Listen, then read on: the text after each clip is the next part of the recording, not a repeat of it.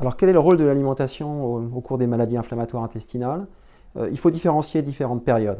Lorsqu'un patient est en poussée, on peut recommander une certaine restriction sur le régime alimentaire. C'est par exemple le cas s'il y a une diarrhée très importante, c'est sûr qu'un régime sans fibres va diminuer le nombre de sels.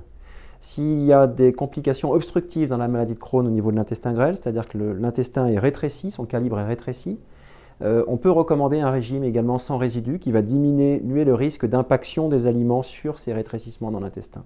Mais en dehors de ces épisodes, et lorsqu'il n'y a pas de symptômes, on recommande au contraire une alimentation diversifiée. Et l'alimentation est très importante au cours des MICI. Elle est importante pour la population générale, mais elle va avoir un effet important sur les microbes. Et donc ce qu'on leur recommande, c'est une alimentation équilibrée dans la mesure du possible, que s'il y a des restrictions, en discuter avec les soignants, le médecin, la diététicienne, de façon à adapter le régime. Et encore une fois, adapter son régime et lorsque l'on est en rémission, avoir un régime équilibré et une des bonnes solutions, c'est de cuisiner soi-même.